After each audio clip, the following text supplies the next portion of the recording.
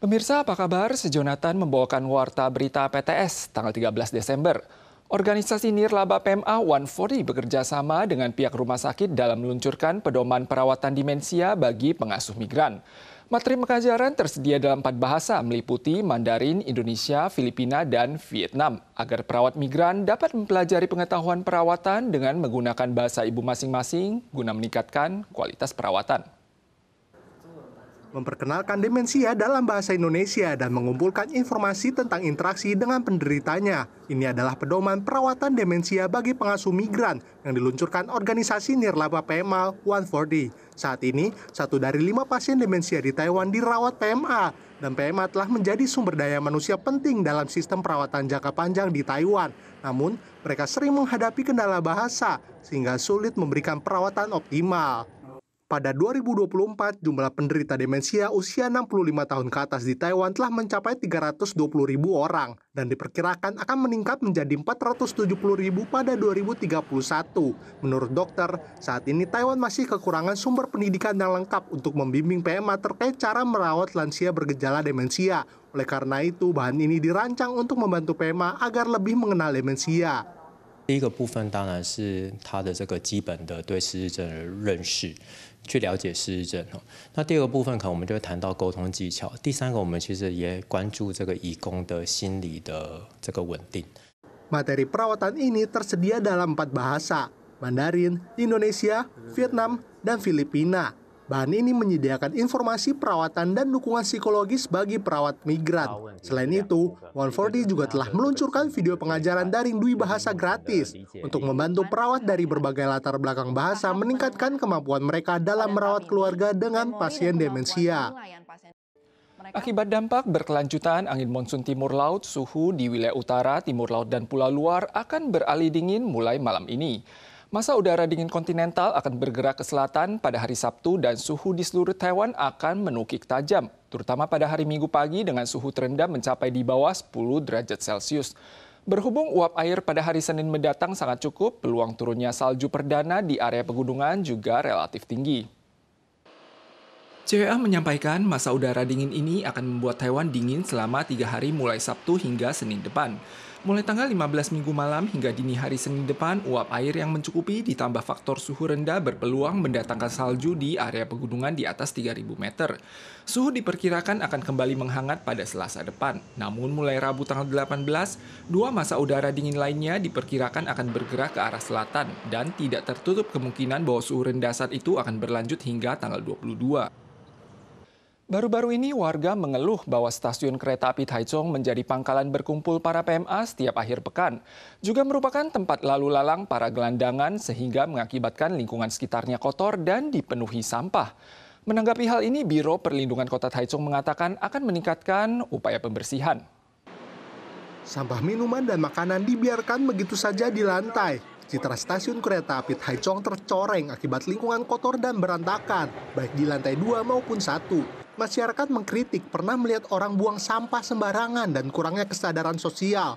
Namun ada juga yang berpendapat pencahayaan di area stasiun cukup terang dan kondisi lingkungannya masih dapat diterima. 礼拜六每个礼拜日，他们一些印尼的啦、越南的，他们会有活动的时候，吃的喝的都随便乱丢，那个饮料喝个1口2口就随便丢这样子。 脏乱还好看起来还好。 Stasiun kereta api Taichung adalah salah satu dari 4 stasiun khusus milik perusahaan TRC. Warga berkata, PMA yang berkumpul setiap akhir pekan dan tunawisma yang berpangkal di sana membuat lingkungan mudah kotor. Bahkan pada 16 November juga terjadi perkelahian antar tunawisma yang menimbulkan kekhawatiran terkait keamanan.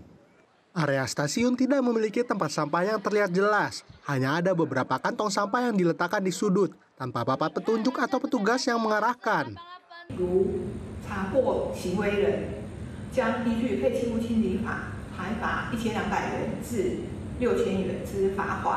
Biro Perlindungan Lingkungan Taichung mengatakan mereka akan memperkuat inspeksi dan pembersihan harian dengan mengerahkan petugas. Dan orang yang kedapatan membuang sampah sembarangan akan dihukum. Jumlah pelajar asing di Taiwan mengalami peningkatan dari tahun ke tahun pasca pandemi. Selain Vietnam dan Indonesia dengan jumlah pelajar asing terbesar, jumlah siswa Jepang juga melampaui Hong Kong untuk pertama kalinya pada tahun lalu dan berada di posisi keempat. Sedangkan jumlah pelajar Korea Selatan juga melampaui India dan menduduki peringkat ke-7. Biaya sekolah yang terjangkau dan makanan lezat menjadi faktor utama yang menarik siswa asing untuk belajar di Taiwan. Di kampus terlihat banyak mahasiswa asing. Pusat pelatihan Mandarin NTNU menjadi pilihan bagi banyak mahasiswa asing yang ingin belajar bahasa Mandarin. Siswi Jepang yang tiba belum lama ini merasa Taiwan sangat cocok dengannya.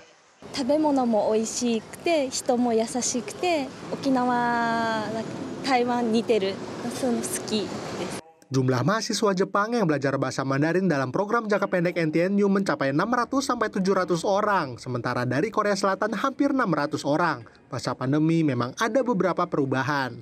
从那个疫情之后就其实一直都有，本来在中国的他们就是转来台湾。 Pada tahun akademik 2023-2024, jumlah mahasiswa asing mencapai 116.000 orang, naik 9% dari tahun sebelumnya. Jumlah mahasiswa Jepang untuk pertama kalinya melampaui Hong Kong dan menduduki peringkat keempat, sementara Korea Selatan ada di peringkat ke-7. Kelompok akademis berpendapat hal ini terkait dengan biaya kuliah dan suasana kehidupan. Negara dengan mahasiswa asing terbanyak di Taiwan diduduki Vietnam dengan 27.000 orang, rekor tertinggi dalam sejarah. Diikuti Indonesia di peringkat kedua. Sebagian besar mahasiswa dari kedua negara ini mengambil program gelar sarjana. Suatu jenis mainan sedang populer di Tiongkok baru-baru ini. Cara memainkannya adalah menusukkan jarum ke dalam mainan tersebut hingga mengembung, kemudian dipencet hingga meletus. Mainan yang tampaknya bisa meredakan stres ini menjadi populer di media TikTok dan juga dikabarkan akan diimpor ke Taiwan. Namun para orang tua khawatir jarum mainan tersebut tidak jelas asal-usulnya dan dapat menyebabkan selulitas jika anak kecil tidak sengaja tertusuk saat memegang jarum. Jarum yang ditusuk ke dalam boneka ayam menyebabkan tubuh boneka tersebut mengembung dan pecah saat dicubit. Mainan asal Tiongkok yang tampaknya bisa meredakan stres ini sedang populer di media TikTok. Namun jarum suntik mainan tersebut menyembunyikan resiko dan dapat membahayakan anak-anak. Mainan ini dikabarkan telah beredar di Taiwan. Ada orang tua khawatir jarum yang terlampir pada mainan tersebut tidak jelas asal-usulnya. Jika tertusuk, anak beresiko menderita selulitas, bahkan dapat menimbulkan resiko fatal berupa emboli pembuluh darah pada kasus parah. Dokter juga mengingatkan pewarna pada banyak mainan plastik mungkin mengandung logam berat dan bahan pemlastis yang dapat memicu pubertas dini pada anak-anak. Pemirsa sekalian, sekian Warta Berita dari PTS. Kita usul lagi di lain kesempatan. Sampai jumpa.